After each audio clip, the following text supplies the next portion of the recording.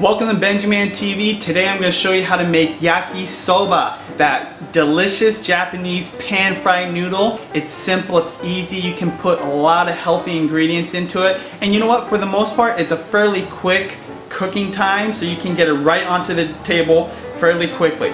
So let's just jump right into the ingredients.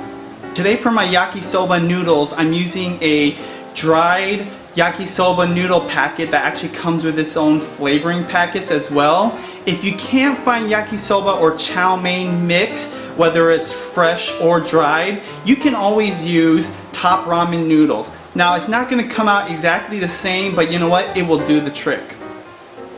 Garlic, crushed red pepper, black pepper, salt, oil, canola preferred, shredded cabbage, sliced onions, sliced carrots, sliced beef. The idea is to slice everything into similar sized strips if you can for cooking time. Tip for slicing the beef: stick into the freezer for about 5 minutes so it solidifies and it's easier to cut into strips. Today we're going to be cooking yakisoba with a wok. This is my most favorite tool in the kitchen in terms of making stir fries or yakisobas, just because of the way it's shaped. You can get this thing really hot and it's easy to kind of stir it around and get everything fried up. If you don't have a wok, that's okay. You can use anything that has a flat bottom to it, and again, the larger space you have, the better. One of the main reasons why you might have to use a flat pan like this or a flat frying pan like this is because you don't have a gas stove. If you don't have a gas stove, you have to use electricity, and woks don't really work well on an electric stove. So something flat that's going to retain the heat better is going to probably work better for you. But you can use any type of frying pan that has a flat bottom. Now it's time to cook your yakisoba. Alright, fire up that burner, turn it to low heat.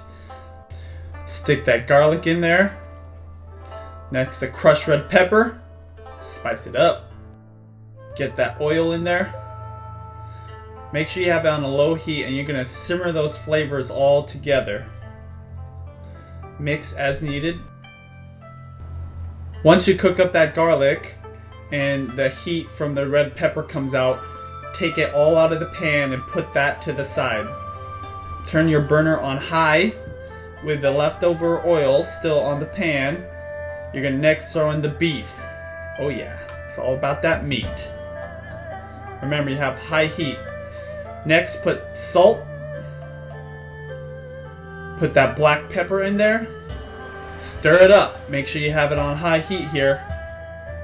After about a minute or so, go ahead and turn off that heat and put that meat to the side. It's okay if it's not fully cooked. You'll cook it up later. Turn that heat back on high. Now it's time to cook up those veggies. Pull a little bit of that oil that you seasoned from the beginning into the pan. Make sure your pan is nice and hot. Time to add those carrots. Cook for about 1 minute. Next, you're going to add your onions. Cook that for about a minute. Then you're going to add your cabbage.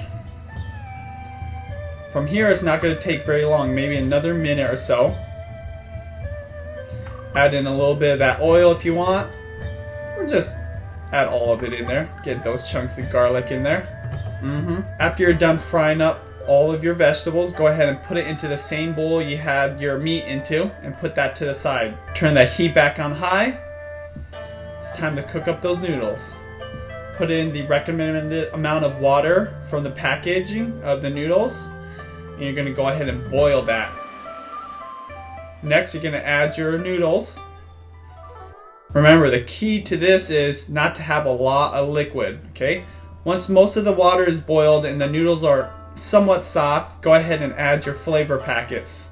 Or if you don't have flavor packets, just add your liquid homemade yakisoba flavoring. Cook until the noodles have soaked up the flavor and most of the liquid is gone.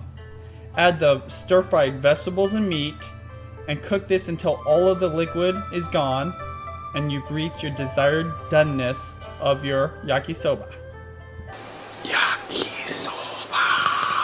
Get those vegetables all fried up, nice and flavorful.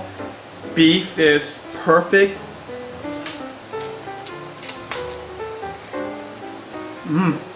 you don't have to go to a Japanese restaurant anymore to have delicious yakisoba.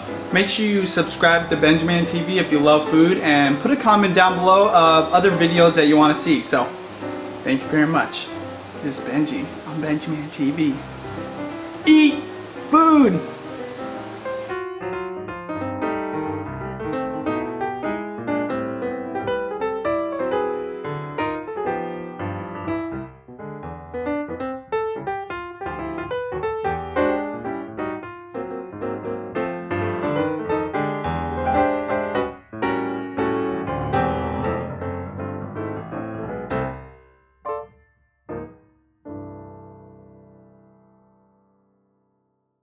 Now it's time to cook.